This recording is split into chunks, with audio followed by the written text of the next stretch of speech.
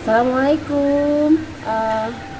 Kita session ini membahas soal untuk persiapan uh, mungkin persiapan ujian barangkali ya. Kita akan bahas soal sekitar 25 soal saja, dan mudah-mudahan itu akan membantu kamu dalam menghadapi ujian ya. Jadi kita coba bahas soal dan kita coba kerjakan bareng sama-sama.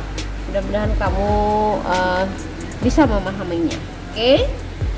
Yang pertama yaitu ya, yang pertama kita coba bahas soalnya itu. Ini berhubungan dengan unsur dan senyawa serta rumus kimia ya, rumus kimia.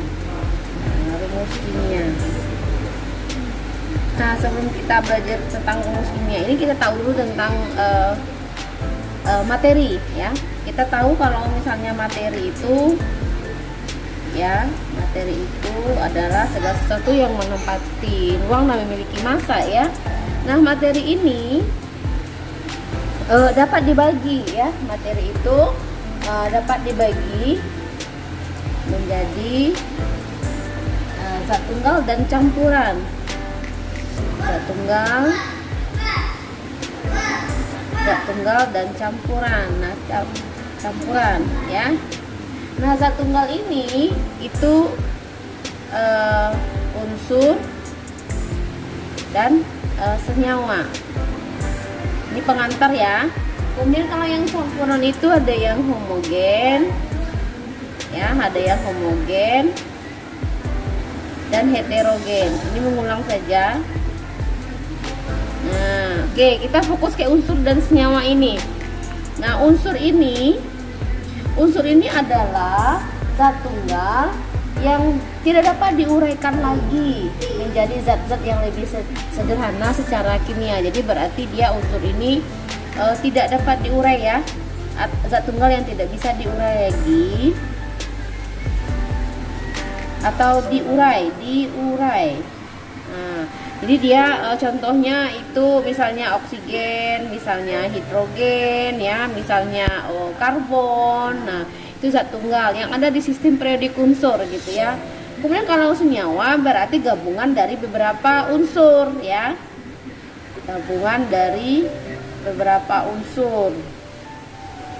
Ya. Kalau misalnya udah gabungan berarti dia bisa dipisahkan baik secara reaksi fisika maupun secara reaksi kimia berarti ya. Nah, untuk unsur kita contohkan aja di sini, kita ke sini aja ya. Nah, untuk unsur contohnya tadi kan ada oksigen ya, ada hidrogen, ada karbon, ada fluor ya, ada BiLi, ada Be.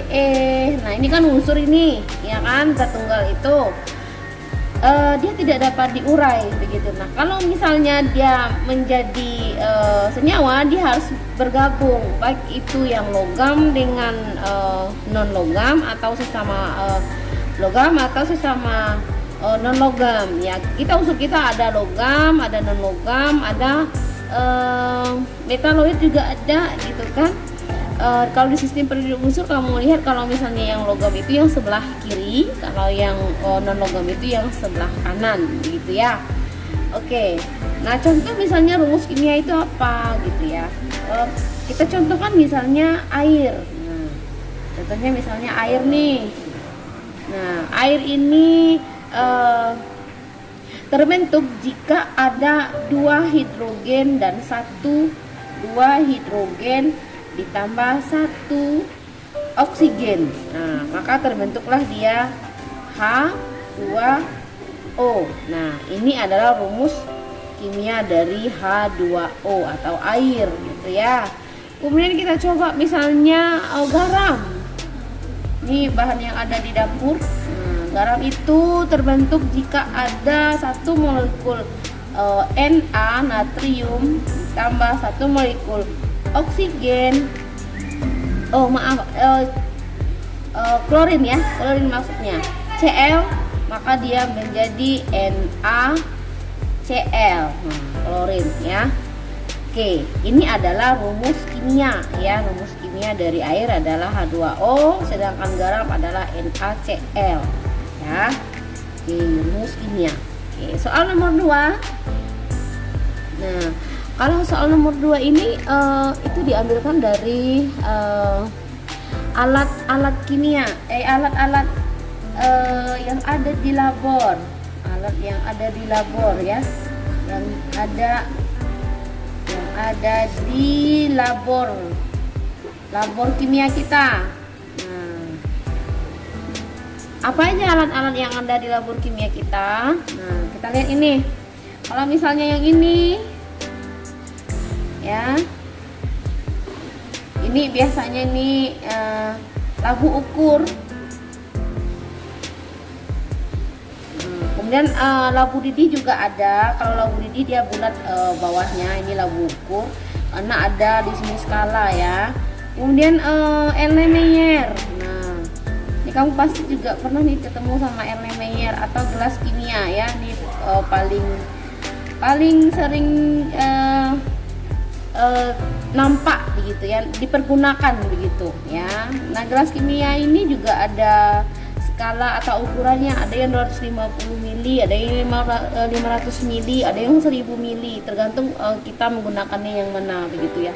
Kemudian ini berarti beker gelas ya, beker gelas atau gelas kimia sama ya. Kemudian test tube. Nah, ini test tube nih. Test tube, kalau misalnya ada raknya juga merupakan alat kimia ya. Di test tube, ini test tube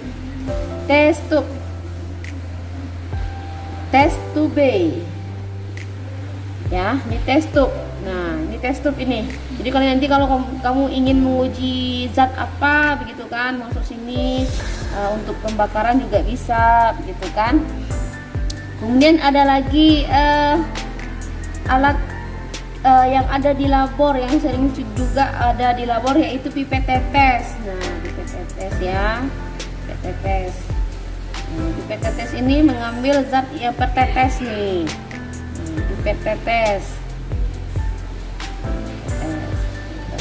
Nah, alat-alat yang ada di labor itu perwakilan saja. Ada labu ukur, ada juga Erlenmeyer nantinya, ada beker gelas, test tube, pipet tetes. Biasanya kalau test tube ini langsung dengan ininya ya, langsung dengan raknya biasanya ya, langsung dengan raknya. Oke, nomor 3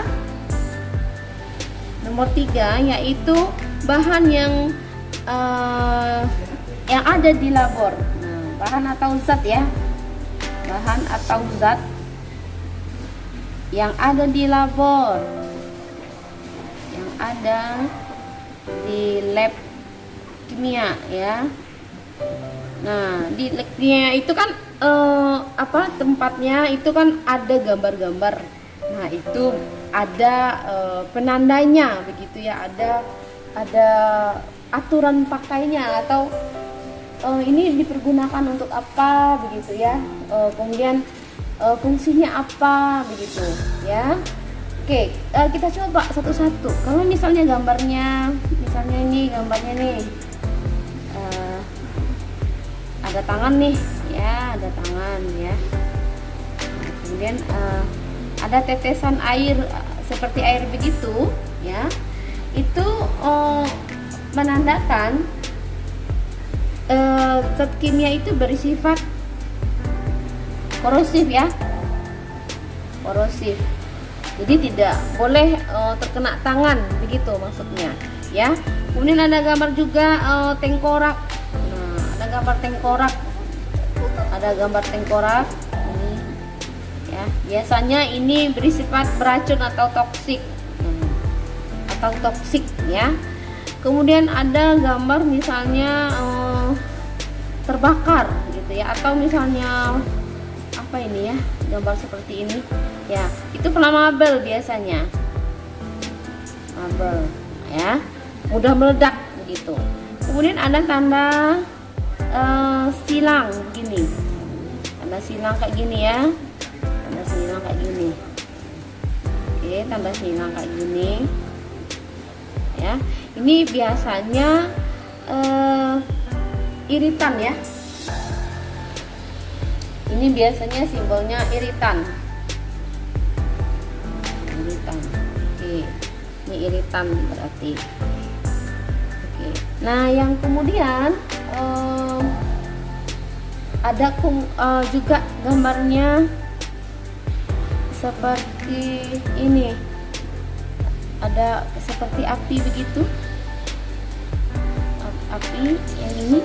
Nah, ini oxidizing nah ya. Oxidizing atau pengoksidasi. Nah, itulah beberapa gambar yang mewakili saja, Kemudian nanti ada pula gambar misalnya ada ikan, kemudian lingkungan ya, lingkungan ininya berarti bersifat dangerous for environmental, maksudnya berbahaya bagi lingkungan ya. Kemudian yang keempat, soal kita yang keempat nah, sikap ilmiah nih sangat diperlukan dalam mempelajari sains. Nah, sikap-sikap ilmiah yang perlu kita ketahui, sikap-sikap ilmiah apa-apa saja sikap-sikap ilmiah yang perlu kita pelajari itu. Yang pertama, rasa ingin tahu ya. Rasa ingin tahu, maksudnya rasa ingin tahu ini apa, bukan kepo ya. Jadi kamu kan tahu nih artinya kepo. Apa itu rasa ingin tahu? Nah, kalau misalnya kita udah punya rasa ingin tahu segala sesuatu, jadi kita bisa melakukan penelitian, bisa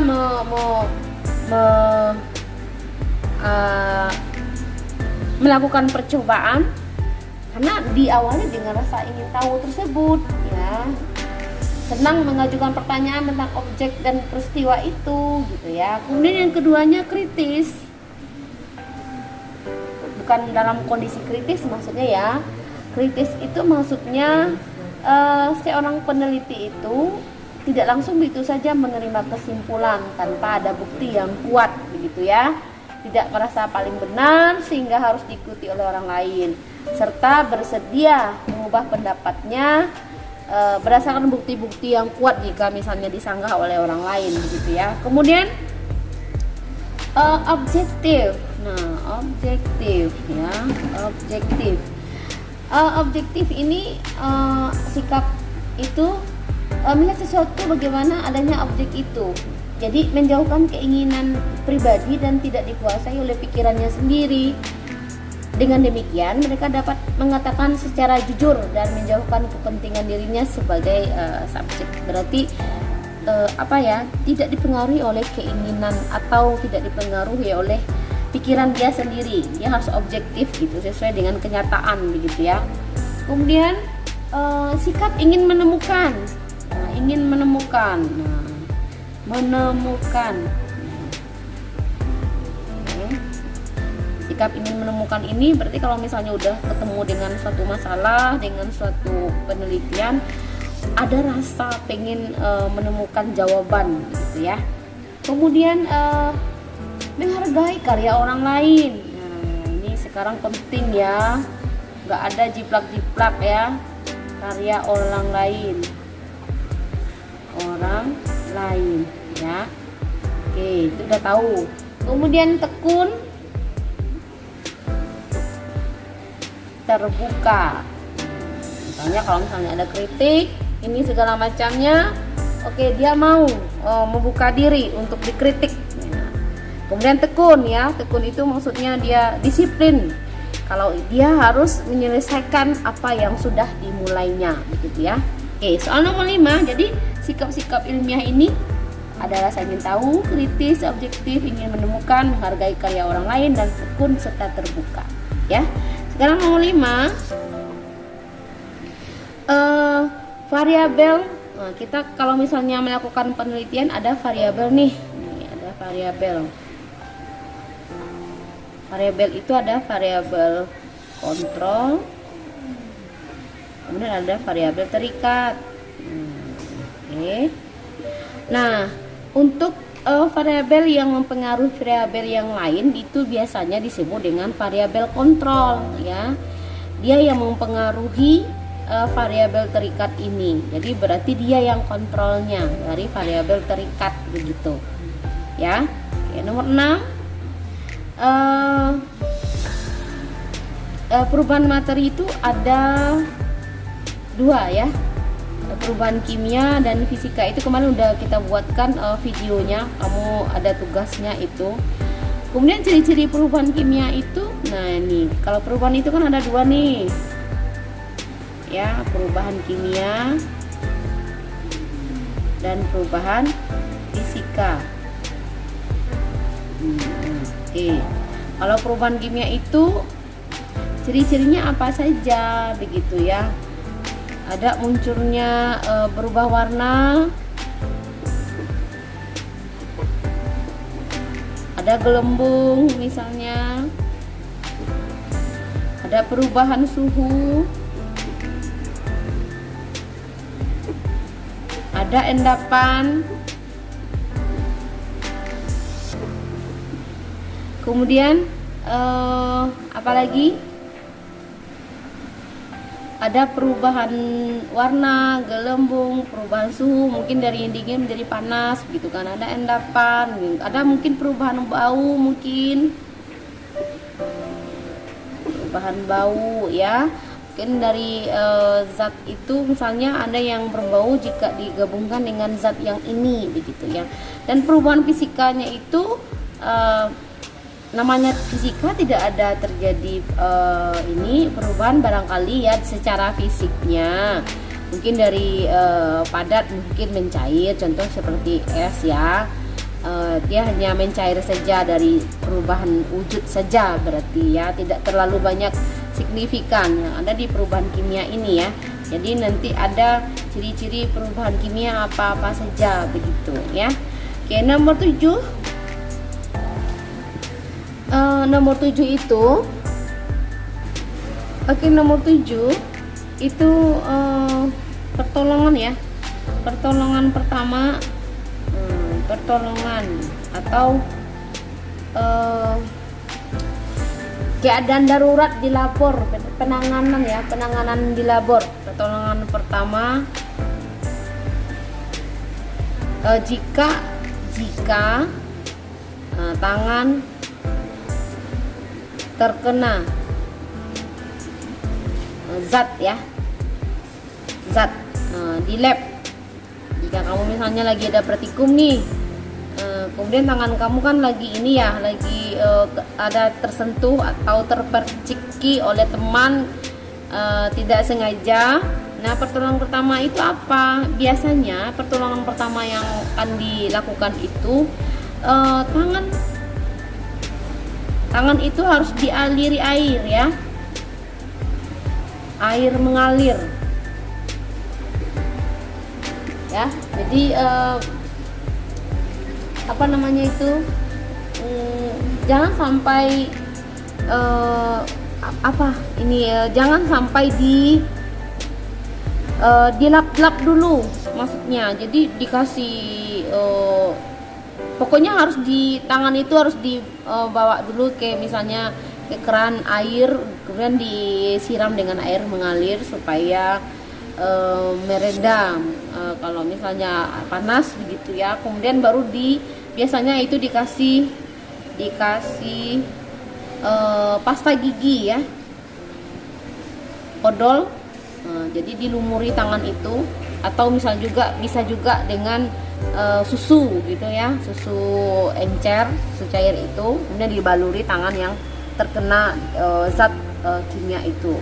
Itu pertolongan pertama. Nah, kalau misalnya tidak, ini kita harus lapor ke bagian kesehatan di suatu kampus atau sekolah itu tersebut, apakah penanganannya perlu ke medis atau bagaimana ya. Tapi yang pertama sekali harus dialiri air mengalir, kemudian setelah rasanya sudah mulai mereda baru dikasih pasta gigi secara diolesi saja gitu ya.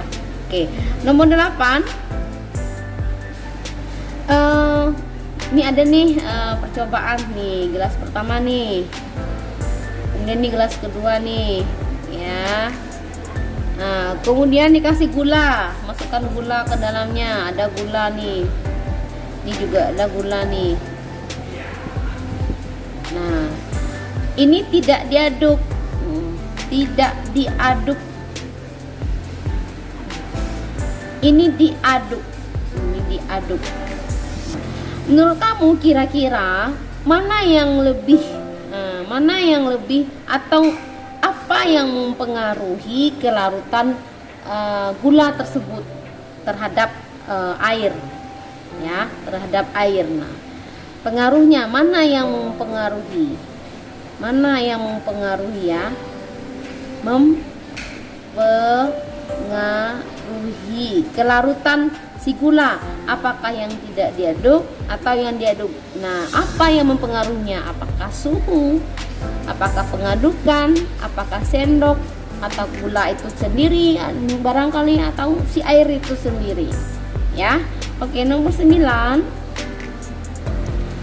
Nah, ini masuk kita ke struktur atom. Kita masuk ke bab 2-nya, struktur atom ya. Kita masuk ke struktur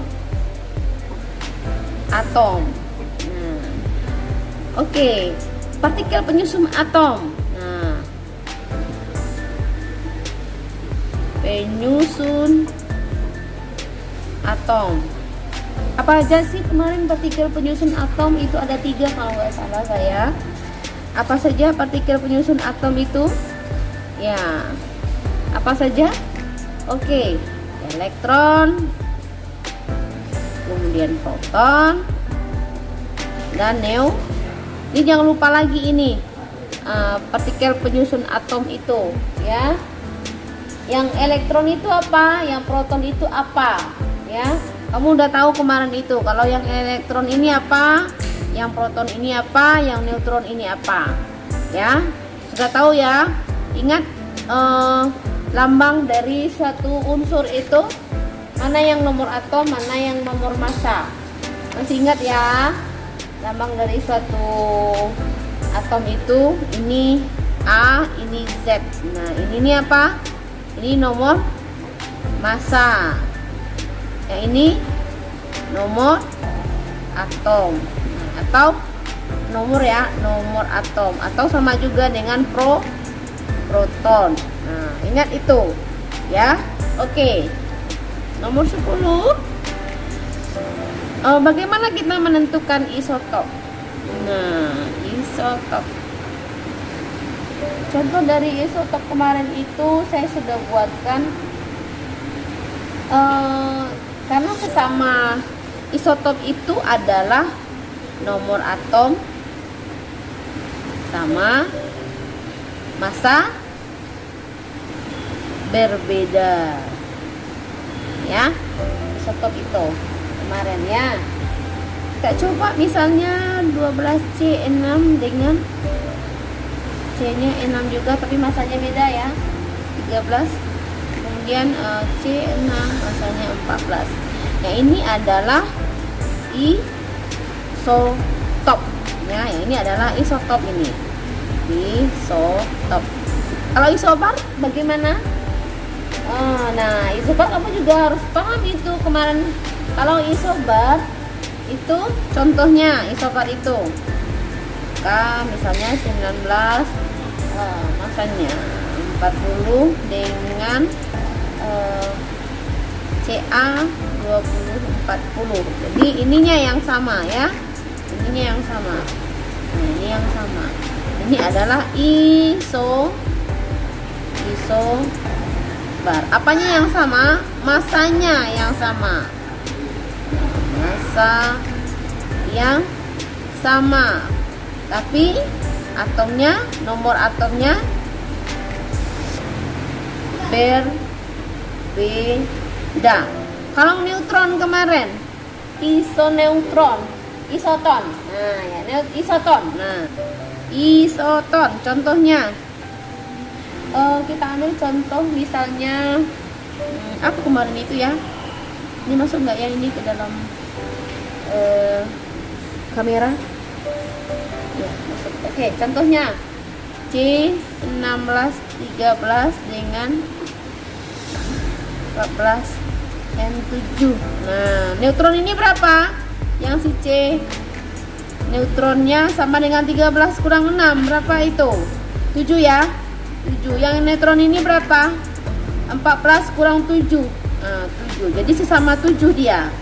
Nah, ini dia. Ini disebut dengan isoton. Apanya yang sama? Neutronnya sama. Ya, paham ya tentang yang 10 soal ini? Oke, masuk kita ke soal berapa lagi ya? Kita masuk ke soal 10 ya, 11 ya. Kita masuk ke soal 11. Oke. Nah, dari neutron juga nih ya, dari neutron nih. Jika diketahui neutron satu unsur itu sekian gitu. Berapa unsur tersebut, kita menentukan unsur tersebut itu apa, siapa dia gitu ya. Contohnya ini ya.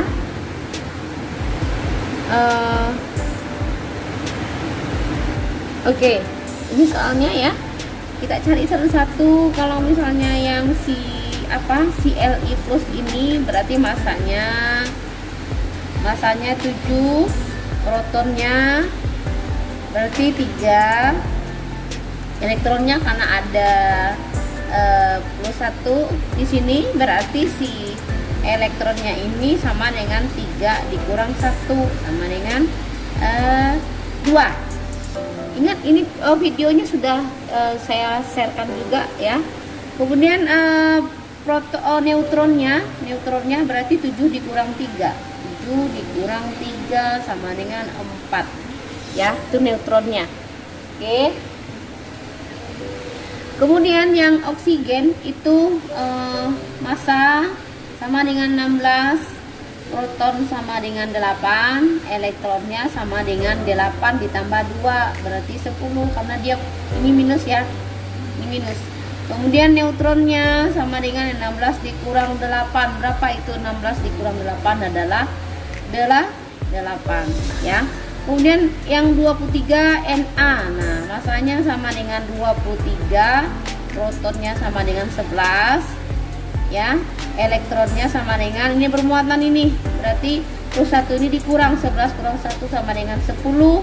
Neutronnya sama dengan 23 kurang 11. Berapa itu? Dia kurang 1, 2. 2 kurang 1, 12 ya.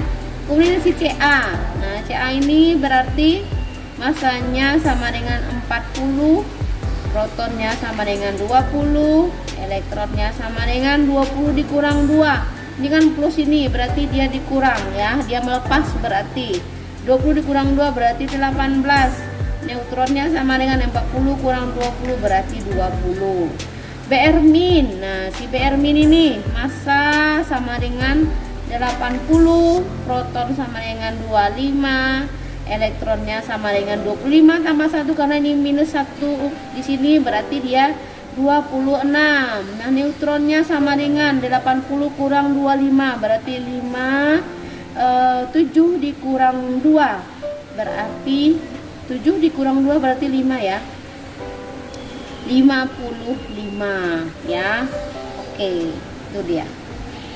Nah, nomor 12. Kalau kita lihat di sini ada nggak yang sama begitu? Yang sama ada nggak ya? Oh, tidak ada. Berarti ini tidak ada isotop atau isobarnya di sini. Isotonnya juga tidak ada. Nggak ada yang sama berarti ya. Oke, nomor 12. Nomor 12 kita isotop atau isobarkah begitu ya. Isotop atau isobarkah, isotonkah, isoelektronkah atau isoneutronkah. Nah, misalnya nih, kita contohkan, kita ambil. Kamu harus tahu dan ingat apa isotop, isobar, isoton, isoelektron dan isoneutron. Lihat lagi videonya. Ini misal ya, 19 40 masanya dengan si Ca 20 dan 40. Nah, ini apa ini? Apanya yang sama di sini? Nah, apanya yang sama? Kemudian apa namanya? Begitu. Ya. Ingat apa itu isotop tadi? Apa itu isobar? Apa itu isoton? Ya. Iso neutron. Ada satu lagi iso elektron di sana, ya. Oke, kamu harus tahu itu. Kemudian nomor 13. Nomor 13 itu adalah, nah, ini teori atom ini. Teori perkembangan atom. Ya, sebenarnya dahulu ada Demokritus, tetapi diawali sejarah hanya mengakui diawali oleh si Dalton. Dalton itu atomnya berupa bola pejal.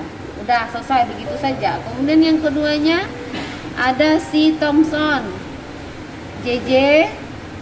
Thomson, katanya berbentuk roti kismis, ya. Nah, ini begini. Kemudian yang ketiga ada si Rutherford. Ada si Rutherford. Kemarin itu si Rutherford ini mengemukakan kalau atom itu sudah ada muatan, ya, muatan di dalamnya, karena dia melakukan percobaan. Si Rutherford ini didasari dari postulat Dalton bahwa atom itu merupakan bola pejal yang bermuatan positif yang bila dikenai partikel apa akan dipantulkan atau dibelokkan, ya. Dari sana dia melakukan postulat, ya. Jadi menggambarkan seperti inilah kira-kira, ya. Ada ininya, seperti itulah kira-kira, ya. Kemudian yang keempatnya ada si Rutherford. Nah, Rutherford ini udah maksudnya Niels Bohr. Niels Bohr, ya. Si Niels Bohr ini, si Bohr biasanya dipanggil orang si Bohr gitu, ya. Teori Bohr ini sudah ada membuatkan lintasannya gitu kan, ya. Kemudian sudah ada spektrum garis atom, sudah ada efek lainnya dari model atom Bohr ini. Sudah ada peningkatan energi orbit juga di situ, ada eksistasi elektron juga di sana, sudah lebih lengkap dibandingkan dengan si Rutherford, ya. Tapi sebenarnya diawali juga oleh si Dalton ini sebenarnya, kan udah ada elektron katanya di situ. Jadi lintasan pertama ada kulit juga yang mengungkapkannya. Kemudian yang kelimanya adalah mekanika kuantum atau mekanika kuantum. Nah, ini yang kita kenal sekarang ini udah ada kulit K, L, M, N, ada orbitalnya, ada subkulitnya, udah kita kenal juga, ya. Jadi udah lengkap semua di sini, ya. Udah lengkap lah begitu, ya. Kemudian nomor 14, soal nomor 14. Nah, soal nomor 14 ini berhubungan juga dengan yang ini, ya. Dari Rutherford ini mengungkapkan gitu kan bahwa di dalam atom itu terdapat inti atom yang bermuatan positif gitu, ya. Nah, hasil percobaan dari Rutherford ini diperoleh setelah melakukan percobaan gitu, ya. Tapi sebelumnya elektron dapat berpindah dari suatu lintasan ke lintasan yang lain dengan cara menyerap atau memancarkan energi. Nah, jadi katanya tadi elektron itu dapat berpindah nih dari lintasan satu ke lintasan yang lainnya. Nah, itu berarti tereksitasi, ya. Tereksitasi gitu. Nah, ini dikemukakan oleh siapa begitu? Ya, apakah oleh Rutherford, Niels Bohr, Dalton atau J.J. Thomson? Nah, jadi Kalau kamu menyimak apa yang saya informasikan tadi, berarti kamu tahu tuh, oh, ini dikemukakan oleh siapa begitu ya. Oke, nomor 15. Nah, si Rutherford ini juga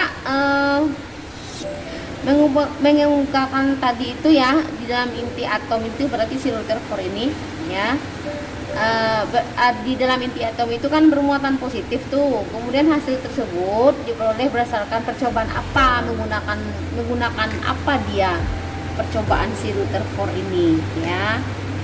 Percobaan Rutherford itu ya menggunakan apakah tabung sinar katoda, tabung sinar anoda, apakah penembakan gas helium, apakah hamburan sinar alfa, atau tabung sinar katoda yang dimodifikasi gitu ya. Jadi si Rutherford ini berdasarkan percobaan apa dia. Kalau misalnya J.J. Thomson kan melakukan penyinaran begitu, lempengan emas disinarinya dengan sinar alfa. Nah, kalau si Rutherford pakai apa dia? Tabung apa dia? Ya. Kemudian nomor 16. Oke, kita kembali ke Aufbau. Nah, ya. Ke Aufbau itu konfigurasi dari Aufbau. Nah, misalnya ini kita ambil saja yang Na ya, kita ambil aja yang Na yang di sini. Si Na ini nomor atomnya 11. Nah, konfigurasi menurut Aufbau itu yang bagaimana gitu ya. Kalau misalnya 11 ini berarti kita ambil yang logam mulianya. Berarti Ne ini kan 10 nih. Nah, setelah itu berapa lagi si Ne ini berurutan dengan Aufbau-nya. Ada 3s1 berarti ya, karena Ne ini adalah 10, jadi berarti 3s1 dia.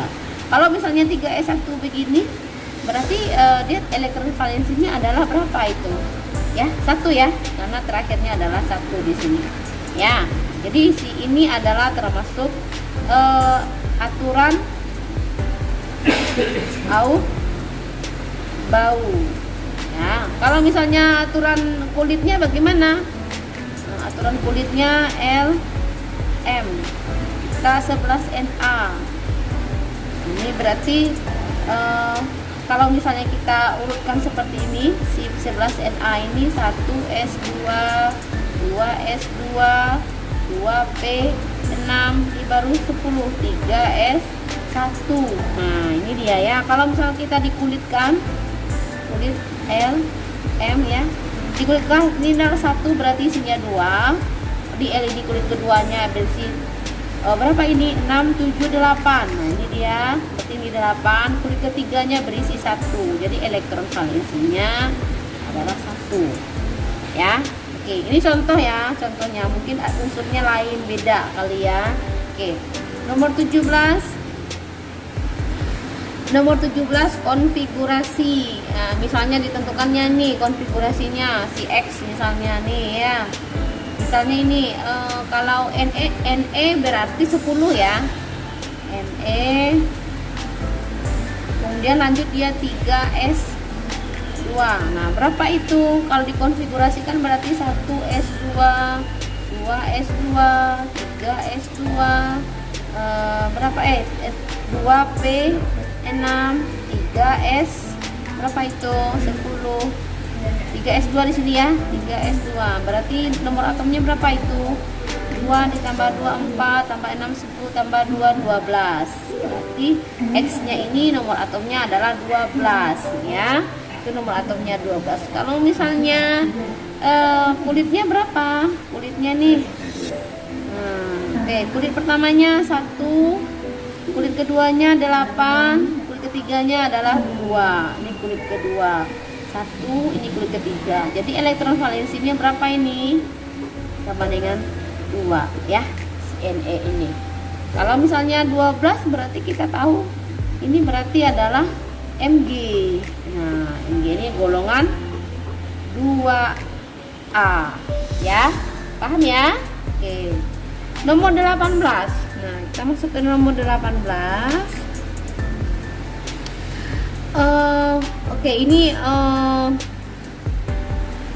aturannya maksudnya setengah penuh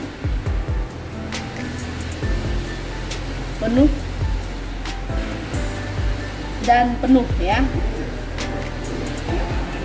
Ingat kemarin itu saya udah share juga videonya setengah penuh dan penuh. Di situ ada 29 CU, yang kemarin ada 24 CR ya. Nah, konfigurasinya kamu udah tahu ya, konfigurasinya yang benar apa gitu ya. Berarti yang si CU ini harus full orbitalnya. Yang terakhir itu orbitalnya harus full ya, 1 2 3 4 5, 1 2 3 4 5. Nah, si CR ini juga harus full konfigurasinya itu, maksudnya seluruh orbitalnya terisi. Jadi dia minta 1 dari S ya. Kamu lihat lagi, cek lagi video ya, bagaimana cara membuat setengah penuh dan penuh itu. 19 itu pengisian elektron dalam orbital pada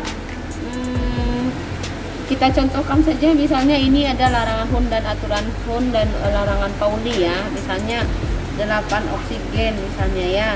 Berarti 1S2, 2S2, 2P berapa ini? 4 ya. Jadi aturannya bagaimana ini? Orbitalnya ini ya, orbitalnya yang ini 3 ya. Nah, ini bagaimana, apakah diisinya satu-satu atau bagaimana, penuh dulu ke sini. Kalau ini 2 ya, ini udah betul 2, ini 1 2 yang ini 1 2 3 4 diisi dulu semuanya, baru ke bawah arah spinnya ya. Oke, jadi istilahnya yang ini juga bisa kamu cek dan dicek di video ya, video yang sudah ibu berikan itu. Ini adalah misal contoh ya, bagaimana nanti misalnya 19K gitu, bagaimana misalnya 11Na gitu ya. Oke, 20 ya, bilangan kuantum dari unsur gitu. Nah, ini bilangan kuantum ini, bilangan kuantum itu ada berapa kemarin, ada bilangan kuantum N itu adalah jumlah kulit ya, bilangan kuantum utama jumlah kulit. Yang keduanya itu ada bilangan kuantum azimut ya, azimut dilambangkan dengan L. Nah, si L ini mempunyai subkulit S, P, D, dan F. Nah, S ini harganya 0, P nya harganya 1, D nya harganya 2, kemudian si F ini harganya 3 begitu. Kenapa dia 0 si S ini? Karena orbitalnya ini ada 1 gitu ya. Kenapa dia bisa seperti itu? Nah, ini dia, ini 1 si S nih, ini si S, si P, ini si P, 3 orbitalnya ya, si D, si F. Si D ini 5, 1 2 3 4 5. Oke, kalau si F ini 7 ya, 1 2 3 4 5 6 7. Makanya si S ini 2, P ini 6, si D ini 10, ini 14 jumlah elektron yang mengisi dari tiap-tiap orbital ini. Kemudian yang si C kemarin itu sudah azimuth itu adalah magnetik. Nah, yang orbital yang ini maksudnya orbitalnya yang si magnetik ini. Kalau si S itu 0 tadi, kenapa dia sampai 0? Ini isinya. Kalau si P itu 1 2 3, oh kepanjangan si P. Jadi 0 min 1 plus 1. Nah, itu si P. Kalau si D 5 1 2 3 4 5 0. Di sini min 1, ini min 2, ini P, plus 1, ini plus 2. Nanti jatuhnya di mana? Apakah di sini berarti dia plus 2? Kalau misalnya di sini berakhirnya berarti dia plus 1. Begitu ya si magnetik ini maksudnya. Kemudian yang F-nya 5 ya. 1, 2, 3, 4, 5. Nah, 7. Sorry. 7. Berarti di sini ya. Ini min 1, min 2, min 3. Plus 1, plus 2, plus 3. Begitu. Kemudian yang D-nya adalah spin. Nah, spin ini S ini ada 2 plus setengah, kemudian min setengah. Kalau ini arah spinnya ke atas, arah jarum jam, yang ini arahnya ke bawah, berlawanan arah jarum jam ya. Jadi contohnya ini kita contohkan. Ini contoh ya, kita contohkan misalnya 15P. Misalnya ini. Nah, 15P itu kita coba 1S2, 2S2, 2P6, 3S berapa ini? Ini baru 10 ya. 3S2, 3P berapa baru? 3. Oke, coba 3 ya. 2, 10, 12, 15 ya. Benarkah ini? Benar ya. Oke, kita ambil aja yang di akhirnya ini. Nah, kita ambil yang di akhir untuk menentukan bilangan kuantum ya. Berarti yang si P ini memiliki N-nya sama dengan 3 karena kulitnya ini N-nya ya. Ini kulit ya, ini kulit, ini kulit, ini kulit, ini kulit ya. N-nya sama dengan 3, ini N sama dengan 3. Kemudian L-nya karena dia berhenti di sukulit P. Nah, sukulit P berarti L-nya berharga 1 ya, berharga 1. Nah, kenapa 1? Karena ini dia 1 berakhirnya ya. Kemudian M magnetiknya. Oke, kalau misalnya P berarti 3. Nah, ini 3 dia. Ini magnetiknya karena dia memiliki 3 elektron. Ini elektronnya. Oke, kita isikan ke dalam orbitalnya. Jadi kita isikan ke dalam orbital. 1, 2, 3. Nah, berakhirnya di mana? Berakhirnya di plus 1. Nah, di kotak yang ke plus 1 ini berarti M-nya harganya sama dengan plus 1. Nah, spinnya bagaimana? Karena arahnya ke atas nih, spinnya ini berarti harganya sama dengan setengah plus setengah, begitu ya. Oke.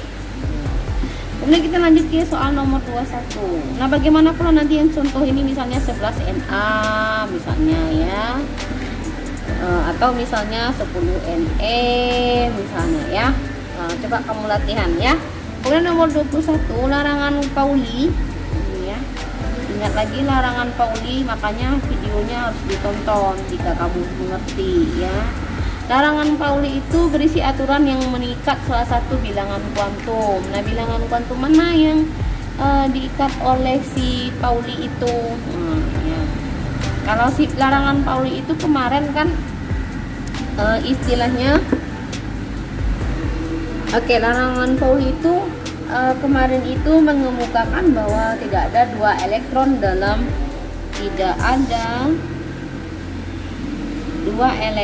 dalam ya satu atom mempunyai keempat bilang kuantum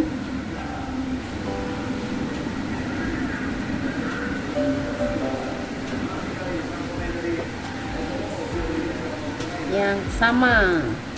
Nah, dia akan mengikat salah satunya itu pasti bro, ada bedanya begitu ya.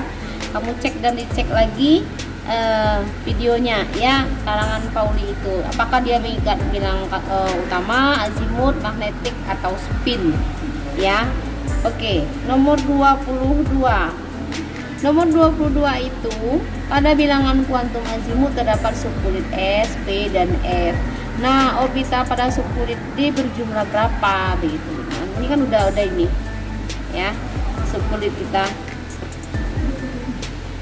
kita itu ada S, ada P, ada D, ada F ya. Orbitalnya yang ini nak ya, yang ini orbital ini ya nak ya. Nih, berarti ini si S ini 1 orbitalnya, si P ada 3 orbitalnya ya nak, si D ini ada 5 orbitalnya, 1, 2, 3, 4, 5 ini orbital. Kalau si F ini ada 7 orbital ya nak, 1, 2, 3, 4, 5, 6, 7 orbitalnya. Elektronnya yang mana nak? Elektronnya yang di atas nih ya, 6, 10, 14. Elektronnya yang ada di dalam nih 2 yang itu ya, ini. Nah ini elektron namanya ya. Oke, ini elektron namanya. Oke, yang 10 tuh yang ini nih, itu yang 10 karena dia berpasangan. Yang 14 itu yang mana? 1, 2, 3, 4, 5, 6, 7, 8, 9, 10, 11, 12, 13, 14 ya. Itu dia. Jadi orbitalnya adalah yang ini, yang kotak-kotak itu ya. Kalau S itu 1, P itu 3, D nya 5, F itu adalah 7 ya.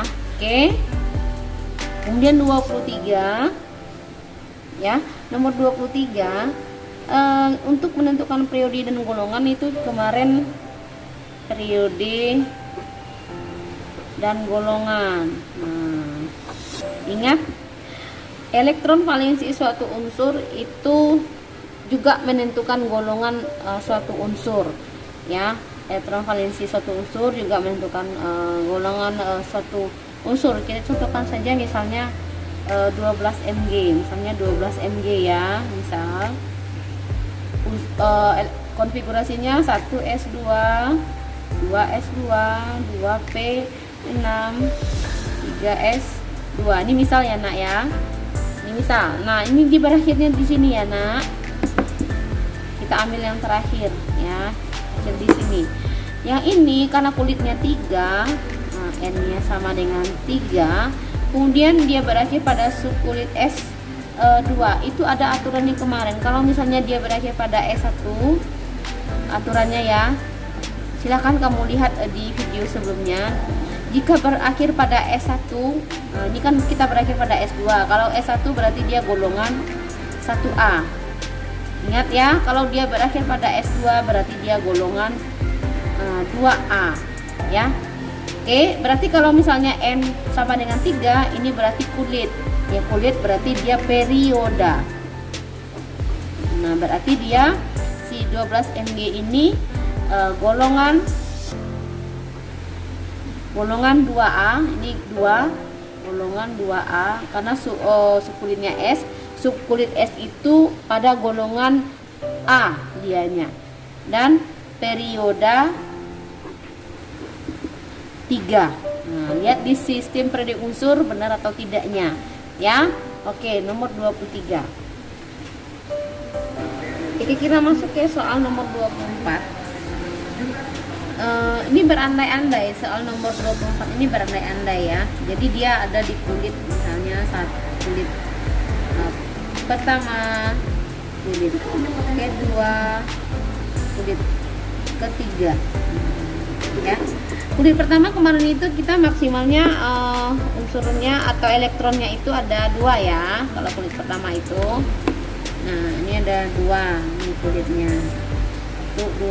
Nah, kulit kedua itu maksimalnya ada 8. 1. Karena rumusnya kemarin itu kan 2n kuadrat. Jadi kalau misalnya kulitnya 1 berarti 2 kali 1 kuadrat berarti 2. Kalau misalnya kulitnya 2, kulit kedua berarti 2 kali 2 kuadrat. Berarti berapa itu? 8 ya. Oke, begitu juga dengan sebaliknya ya. Seterusnya maksudnya 2, 3, 4, 5, 6, 7, 8. Nah, jika misalnya di kulit ketiganya ini 7 misalnya, 1, 2, 3, 4, 5, 6, 7. Nah, berapa nomor atomnya? Begitu. Coba kita konfigurasikan. Nah, coba ya kita konfigurasikan. Kan ada nih kulit K, kulit L, kulit M, kulit N misalnya. Dia kan kulit ketiga berarti di M. 1, 2, 3 berarti berhentinya di M nanti. Kulit di K ini ada 2, kulit di L ini adanya 8 tadi ya. Nah ini 7. Nah berapa itu nomor atomnya? Jumlahkan saja semua. 2 tambah 8 adalah 10, tambah 7 adalah 17. Kalau misalnya 17 itu unsurnya adalah si Cl ya. Kalau misalnya di kulit ketiganya misalnya 5, misalnya ini ya, misalnya ini kulit keduanya 2, kemudian 8, 5, berarti adalah 15. 15 itu unsur kita apa? Adalah P, begitu ya. Oke, nomor 25. Oke, nomor 25. Oke, nomor 25 ini kita menentukan golongan, istilahnya nama lain golongan ya, nama lain golongan. Kalau di sistem periode unsur itu kan ada golongan 1A ya. Golongan 1A ini biasanya dinamakan orang itu adalah golongan alkali gitu ya. Kalau misalnya golongan 2A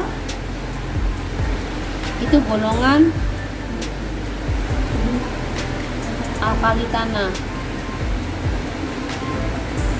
ya. Ini udah saya bahas juga di video sebelumnya. Golongan 3A biasanya disebut dengan golongan boron, karena di awal di atas, paling atas itu unsurnya ada unsur boron ya. Golongan boron ya. Kemudian golongan 4A itu biasanya disebut orang dengan golongan karbon, karena di unsur paling atasnya adalah C ya. Kemudian golongan 5A. Oke, ini golongan 5 itu biasanya disebut orang dengan golongan nitrogen, karena di atasnya ada unsur nitrogen paling atas. Golongan 6A biasanya disebut orang dengan golongan oksigen ya. Kalau golongan 7A itu biasanya disebut dengan golongan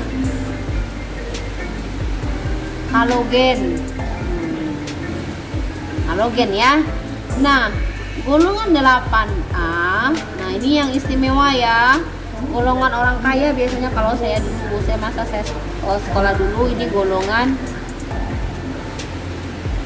gas mulia, karena di ikatan kimia kita akan memakai patokan si gas mulia ini ya. Istilahnya dia dalam ikatan kimia tidak memerlukan atau tidak berikatan dia nanti dengan unsur-unsur lainnya begitu ya. Oke, nah jadi berarti golongan 1A ini alkali, golongan 2A alkali tanah, golongan 3A golongan boron, golongan 4A golongan karbon, golongan 5A golongan nitrogen, 6A oksigen, 7A halogen ya. Golongan 8A itu ada golongan gas mulia. Ingat, ini dihafal. Kalau kamu mengetahui golongan 1A itu apa saja, hari libur nanti kita rebutan kostum Frozen. Nah, kita bisa cari namanya untuk menghafal ya. Kita bisa sambung untayan ininya untuk menghafalnya ya. Oke. Sampai di sini mudah-mudahan Ananda bisa mengikuti ujian dengan baik dan nilainya bagus. Silakan cari misalnya, kalau misalnya ada soal dari contoh-contoh soal yang telah diberikan tadi ya. Oke, sampai bertemu selanjutnya. Assalamualaikum warahmatullahi wabarakatuh.